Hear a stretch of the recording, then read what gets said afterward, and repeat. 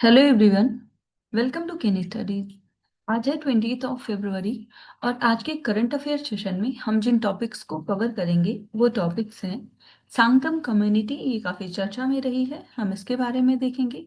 Then हम देखेंगे अपीडा के बारे में। साथ ही तुलबुल नेविगेशन बराज जो प्रोजेक्ट है ये चर्चा में रहा है, हम इसके बारे में देखेंगे। देन पीएम राहत स्कीम के बारे में देखेंगे। आईएनएस तरंगिनी के बारे में देखेंगे। फुटीला लेक ये काफी चर्चा में रही है पोल्यूशन के कारण, इसके बारे में देखेंगे। और लास्ट में हम देखेंगे हेनली पासपोर्ट इंडेक्स 2026 के बारे में, क्योंकि इस बार इंडेक्स में भारत की जो रैंक है उसमें काफी इंप्रूवमेंट देखा गया है। तो शुरू करते हैं आज का सेशन। ये रहा आज का फर्स्ट क्वेश्चन।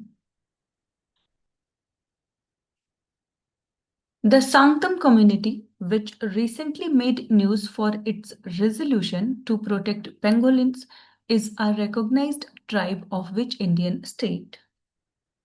यहाँ पर आपसे पूछा जा रहा है कि सांगतम समुदाय जिसने हाल ही में पेंगोलिन के संरक्षण के अपने संकल्प के लिए सुर्खियां बटोरी है, वो भारत के किस राज्य की एक मान्यता प्राप्त जनजाति है? आपके ऑप्शंस हैं अरुणाचल प्रदेश, मणिपुर, नागालैंड या फिर मिजोरम।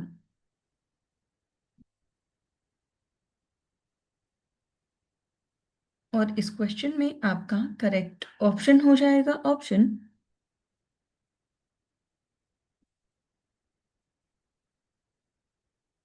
सी। सो ये जो सांगतम कम्युनिटी है ये संबंधित है नागालैंड राज्य से। आप देख सकते हैं the Sangtam Naga are one of the major recognized tribes of Nagaland, and they primarily reside in the eastern part of the state, specifically in the Kiphere and the Tuansang districts of Nagaland. So, this community is known for its strong traditional governance systems where village councils and tribal apex bodies make binding decisions for their community. So, the recent resolution to protect pangolins is significant because the Sangtam region is located near the India Myanmar border, which is known route for illegal wildlife trafficking. And by taking a collective stand, the community has demonstrated a power of indigenous led conservation. In many parts of northeast India, community land ownership means that the state's environmental laws are most effective when supported by the local tribal resolutions. So this move by Sangtam community sets a precedent for other tribes to use their customary authority to safeguard endangered biodiversity. इसके साथ ही अगर हम pangolins की बात करें तो ये world के मोस्ट ट्रैफिक्ड और स्केल कवर्ड मैमल्स हैं। अगर हम इनके आईयूसीएन स्टेटस की बात करें तो इनका स्टेटस है critically endangered.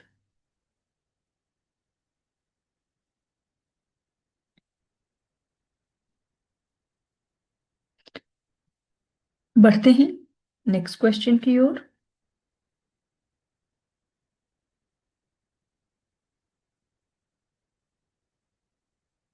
Consider the following statements regarding the product coverage and functions of APIDA. So यहाँ पर जो अपीडा है उसके उत्पाद कवरेज और उसके जो कार्य हैं उनसे संबंधित कुछ कथन दिए गए हैं जिन पर आपको विचार करना है। फर्स्ट स्टेटमेंट है it is responsible for the export promotion of fruits, vegetables and meat products. Second, the authority has no role in the promotion of herbal or medicinal plants. And third, it provides financial assistance for the improvement of packaging and value addition of scheduled products. और यहाँ पर आपसे correct statements पूछी जा रही है। आपको बताना है अपीडा से संबंधित यहाँ पर कितने ऐसे स्टेटमेंट्स हैं जो कि करेक्ट हैं।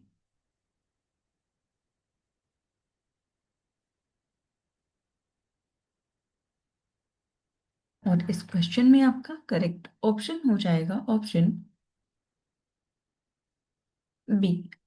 सो यहाँ पर केवल दो ही स्टेटमेंट्स करेक्ट हैं, वो है फर्स्ट और थर्ड। जबकि जो सेकंड स्टेटमेंट है वो इनकरेक्ट है, क्योंकि सेकंड स्टेटमेंट में ये कहा जा रहा है that this authority has no role in the promotion of herbal and medicinal plants. जबकि अपीडा का जो मैंडेट है उसमें स्पेसिफिकली इंक्लूड किया गया है हर्बल और मेडिसिनल प्लांट्स को। बाकी आप यहाँ डिटेल में देख सकते हैं। Apira has a wide product coverage that includes fruits, vegetables, meat, dairy, and poultry. So, its primary mission is to boost the global reach of these Indian agricultural goods. Apita's mandate specifically include herbal and medicinal plants along with other items like floriculture, honey, and cashew nuts. So, it is a common misconception that Apida only deals with the food crops. Its scope is actually much broader. इसके साथ ही अपीडा के अगर हम function की बात करें तो one of APEDA's की function is to provide financial assistance and support for packaging, labelling and value addition. So this is crucial because global markets have strict standards regarding the aesthetics and shelf life of products. So by promoting improved packaging and value-added processing, Apida helps Indian exporters remain competitive in the high-value markets like European Union and North America. So it also issues the registration cum membership certificate, which is a mandatory requirement for exporters of the products listed in its schedule. Through these functions, APIDA acts as a bridge between the Indian farmers and the international consumer, facilitating growth in the secondary agricultural sector.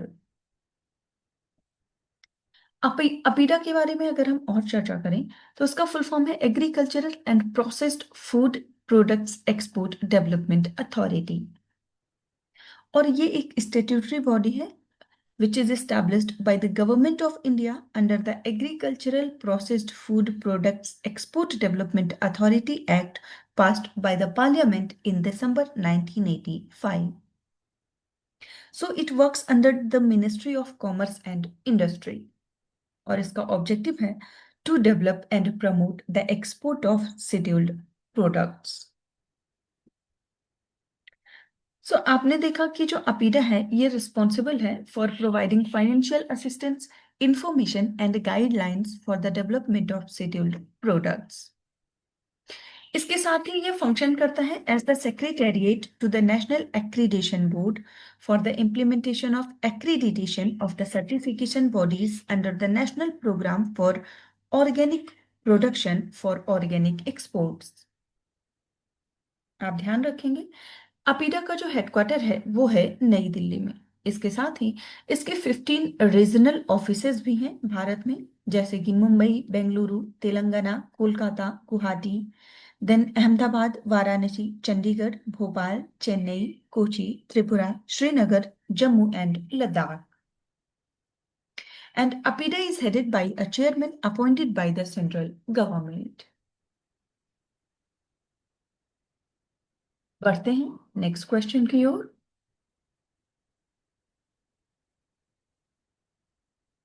Tulbul Navigation Barrage project that was recently seen in the news is located in which state or UT?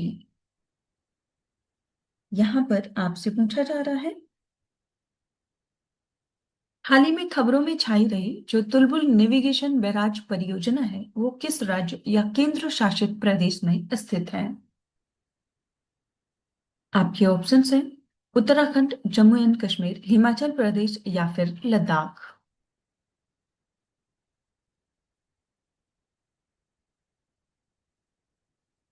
इस question में आपका correct option हो जाएगा option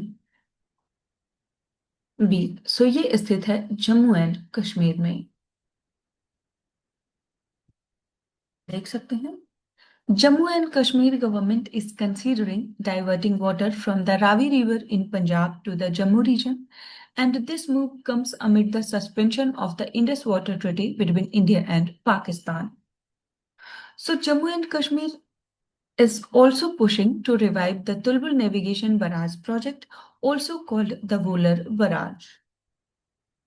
So the barrage is a navigation lock cum control structure at the outlet of the Vular Lake in Jammu and Kashmir, and it was designed to facilitate navigation on the Jhelum River during lean winter months.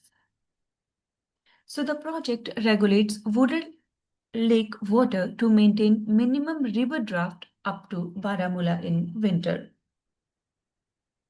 सो आप ध्यान रखेंगे, हाल ही में चर्चा में रहा जो Tulbul navigation barrage project है, ये स्थित है जम्मू एंड कश्मीर में।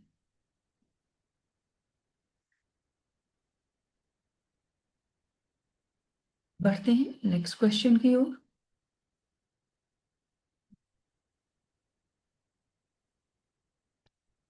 Consider the following statements regarding PM Rahat scheme. So यहाँ पर जो पीएम राहत योजना है उससे संबंधित कुछ कथन दिए गए हैं जिन पर आपको विचार करना है। फर्स्ट स्टेटमेंट है, it provides cashless treatment up to 1.5 lakh for road accident victims limited to a duration of 7 days from the date of the accident. And second, the National Health Authority provides the policy oversight while the Ministry of Road Transport and Highways handles claim processing. And third statement is the scheme is funded through the Motor Vehicle Accident Fund for insured cases. और यहां पर आपसे incorrect statement पूछा जा रहा है, आपको बताना है पीएम राहत स्कीम जो है, जो हाल ही में चर्चा में रही है और हाल ही में लॉन्च की गई है, इससे संबंधित यहाँ पर कितने ऐसे स्टेटमेंट्स हैं जो कि इनकरेक्ट हैं।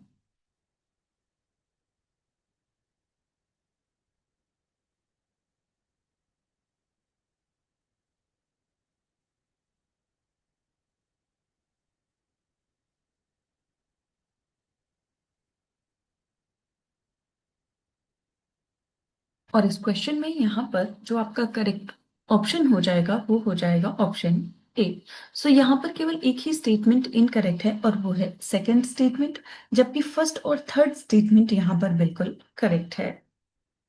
सो सेकंड स्टेटमेंट इनकरेक्ट है because ministry of road transport and highways जो है वो प्रोवाइड करता है पॉलिसी ओवरसाइट, एंड जो ई डार प्लेटफॉर्म है और जो एनएचए है वो हैंडल करता है claim processing via its transaction management system. So यहाँ पर ये दोनों ही फंक्शंस अपोजिट दिए गए हैं, आप यहाँ डिटेल में देख सकते हैं। पीएम राहत, सो यहाँ पर राहत का फुल फॉर्म है road accident victim hospitalisation and assured treatment.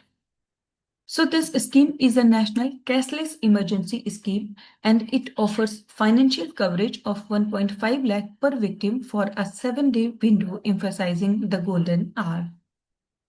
So Ministry of Road Transport and Highways provides policy oversight and the EDAR platform while the NHA handles claim processing via its transaction management system. So the Motor Vehicle Accident Fund covers insured cases through insurance contributions, while budgetary support handles uninsured or hit and run cases. So this ensures that hospitals have financial certainty, encouraging them to provide immediate, uninterrupted treatment without worrying about payment from the victim.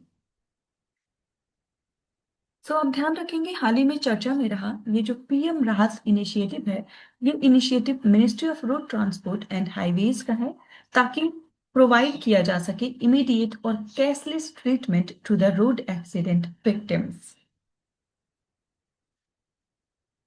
So it focuses on timely medical care as nearly 50% of road accident deaths can be prevented if victims receive hospital treatment within the golden hour.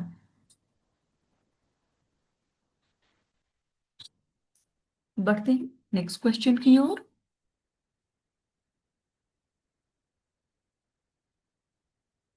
INS Tarangini that was arrived in the Visakhapatnam for Milan exercise is primarily classified as which type of ship? तो यहाँ पर आपसे पूछा जा रहा है कि मिलान अभ्यास के लिए विशाखापट्टनम पहुंची जो आईएनएस तरंगिनी है उसको मुख्य रूप से किस प्रकार के जहाज के रूप में वर्गीकृत किया गया है?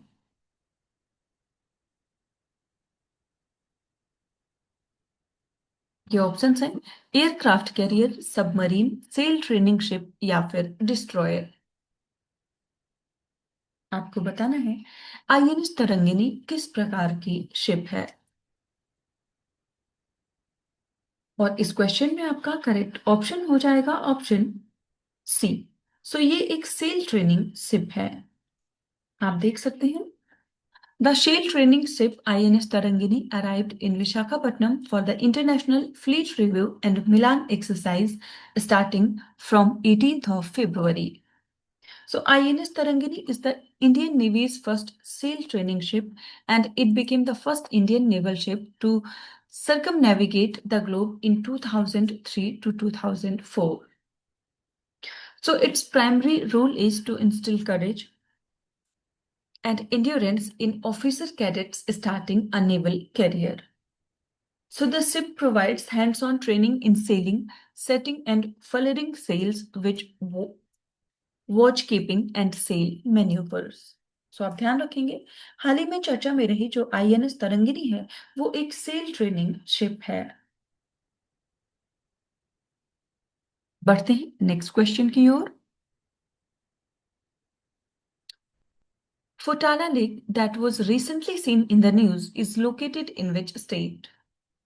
यहाँ पर आपसे पूछा जा रहा है हाल ही में खबरों में छाई जो फुटाला झील है वो किस राज्य में स्थित है?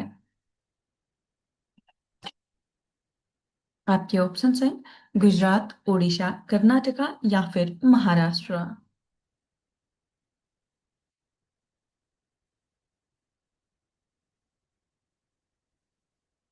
और इस क्वेश्चन में आपका करेक्ट ऑप्शन हो जाएगा ऑप्शन बी। सो ये स्थित है महाराष्ट्र राज्य में। आप देख सकते हैं Futala Lake, also called Tilankhidi Lake, is a man-made lake in western Nagpur, Maharashtra, and it is more than 200 years old and it was built in the 18th century during the Bhosle dynasty rule. So it was created to supply water to nearby villages and farmlands. The lake is spread over about 60 acres and is one of the largest lakes in Nagpur. So it is surrounded by forest on the three sides and a landscaped beach on the one side. So recently it is facing problems due to untreated sewage and increasing pollution. आप ध्यान रखेंगे हाल ही में चर्चा में रहा जो फुटाला lake है ये महाराष्ट्र में स्थित है। बढ़ते हैं नेक्स्ट क्वेश्चन की ओर। What is the rank of India in the Henley Passport Index 2026? यहाँ पर आपसे पूछा जा रहा है हेनली पासपोर्ट इंडेक्स 2026 में भारत की रैंक क्या है? आपके ऑप्शंस हैं 65th, 75th, 85th या फिर 89th।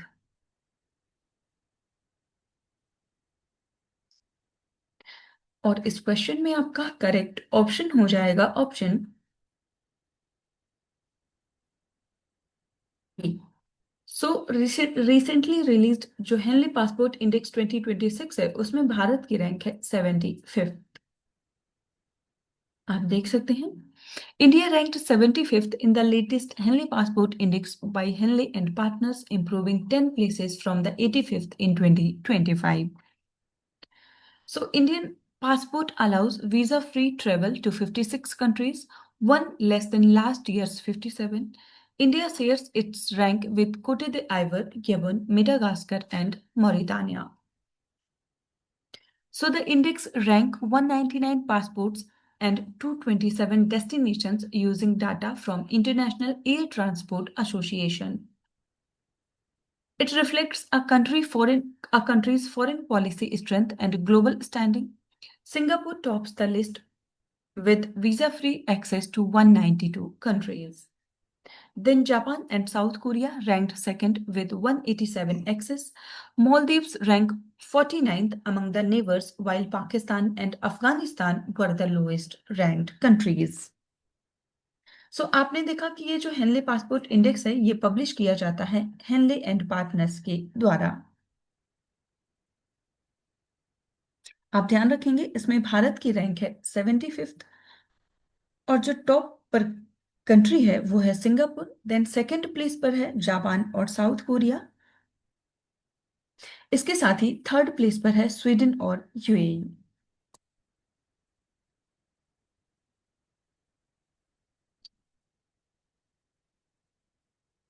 आज के करंट अफेयर सेशन में इतना ही। Thank you for watching. Do like share and subscribe.